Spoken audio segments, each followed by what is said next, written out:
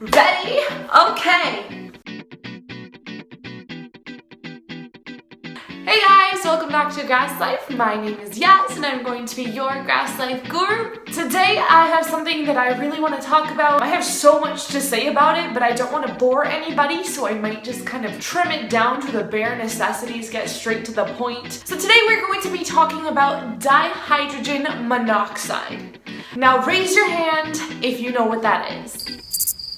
Didn't think so. So it's more commonly known as H2O or water. Water is really important to life. All life on this planet needs water to survive, to reproduce, to do really well, which is why when scientists and astronauts go to other planets, they look for water because that's a sign of life, and that means that life is sustainable if there's water on another planet, and that's the ultimate goal of the planet, for us to go to another planet.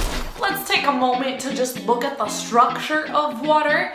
I'm just going to insert a picture of water right here. It is a polar molecule, which means that it kind of has like a little bit of a dipole moment, which means this part is positively charged and then this part is negatively charged. That kind of helps in its interactions with other molecules, and it explains why some things dissolve in water whereas other things don't, and they just separate like oils. I am not a chemistry teacher. I am a Grass Life guru. I won't go super in-depth unless you want me to. Show of hands if you want me to go in-depth. Just to stop the video and say, hey Yas, I want you to explain that more to me, or hey Yas, what does that mean? Can you please enlighten us more with this edumacation that you have up in your noggin? And I'd love to spew it out at you. If you live in North America, I'm gonna be flat out honest with you. You have some of the cleanest water spewing out of your tap. There is a little bit of a conspiracy theory going around. It's not really a conspiracy theory. There is some facts behind this, but you know, you can take it with a grain of salt, or you can take it and do some investigations to figure out what's really going on. There is fluoride in the water that comes out of the tap, especially in the United States of America. A lot of people think that this is because it helps prevent dental cavities. I don't know if that really makes a difference. I mean, I know everyone drinks water, but people still get cavities anyway, so does it really make a difference? I don't think so. Some other people, the conspiracy theorists, I myself being one of these people, think that it's because the government wants to help brainwash the population, and fluoride actually does something to your brain. Apparently it makes you more susceptible to brainwash and more easily influenced by things. The average person needs about 2.75 liters of fluids a day. Notice that word choice there, fluids, not water. Fluids include soup, juice, any fluids that are in your fruits and vegetables that you're eating. Your body will absorb the fluids from everything that you put into your mouth and consume.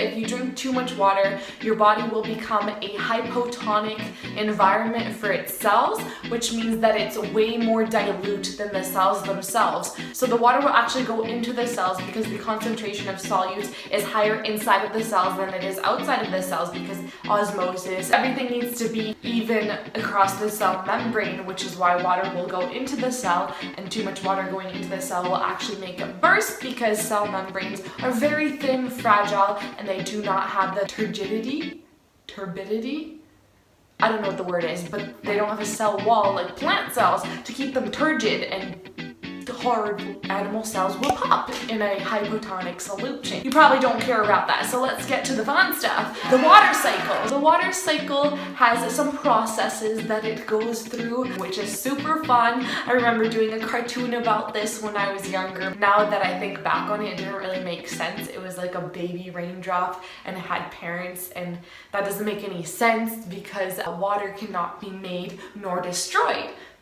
So yeah, let's start off with water being in the ocean, in a big body of water. You have your water molecules just kind of swimming around in the water. So the sun is shining down, they're having a lovely day, they're tanning, and all of a sudden they start to evaporate because they get lots of energy and they don't want to be around each other, so they start bouncing around and they finally break free and turn into gas molecules or steam, and then they go up into the sky. When they're in the sky, they're just kind of floating around, doing their thing, being super free and happy, and then they start getting cold. So getting cold is what causes them to kind of huddle together to keep their body warm with one another. A process called condensation, and condensation is when the clouds form. Once the clouds start condensing more and more and they become more and more dense, that's when you get precipitation, and the water molecules start falling back down to earth, and they are having a grand old time until they hit the pool of water below, and the whole process is restarting. Now I have a conspiracy theory here. I kind of came up with it myself. You can call me Looney Tunes if you want,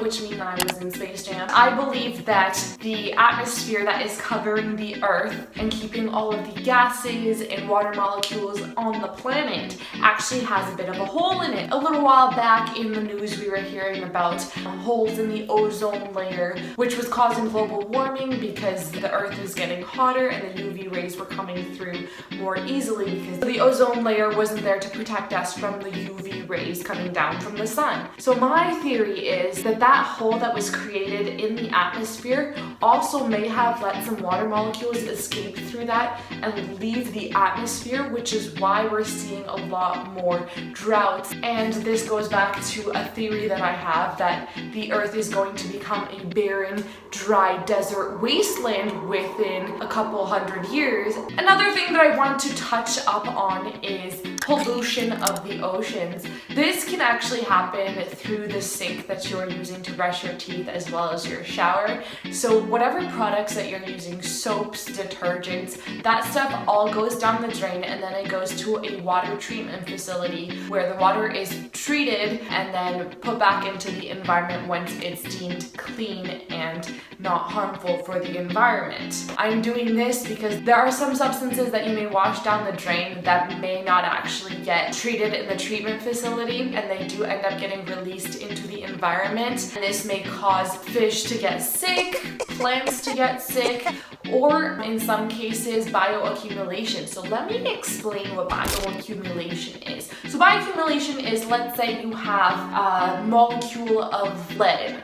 Lead is dangerous. Everybody knows that it causes people to go mad, which is why they don't use it in pencils anymore. So let's say you have a molecule of lead and it's accidentally released into the ecosystem.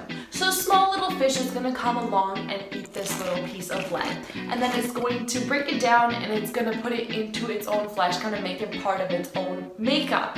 Step 2, you have a bigger fish that comes along, and this little fish is just swimming around, and the big fish comes along and eats this fish. But this fish has a bunch of little cousins that have been eating the lead as well, so they all get eaten by this bigger fish. So now this bigger fish has consumed more of these lead molecules, and it's starting to concentrate into its flesh. Long story short, humans are going to come along and fish these tuna, salmon that have consumed all these little smaller organisms that have consumed the lead molecule, and then when you eat it, it's going to have adverse effects on your body, on your brain. So you want to make sure that you're reading what actually goes into your face wash, your toothpaste, into your hand soap. You want to make sure that it's all organic or natural ingredients. You don't want any synthetic plastics in there. There are some toothpastes, some face washes with micro exfoliating beads, which are essentially little tiny pieces of plastic that do not get broken down in the water treatment facilities, and they just end up accumulating in the environment, and fish eat it and we eat it, and it's just an ugly picture. You don't want any of that. There are lots and lots of companies out there that make natural products, and they're not even that expensive. If you want a coupon code, you can use hashtag GrasslifeYAS on any website and you'll get 50% off. One day. That'll happen one day. You know, I had a lot more to say, but I don't want to bore you and make this video super long, so let's just call it a day there. Would you look at that? We're out of time for this week, so I will see you all on the flip side, on the green, what is it, Yasmin? I will see you all on the greener side next week. Thanks for tuning in. Alright, you guys have probably had enough weirdo yas for one day, so I'm gonna let you go. But don't forget to keep on shining and just being you. Mwah. Peace out, hippies.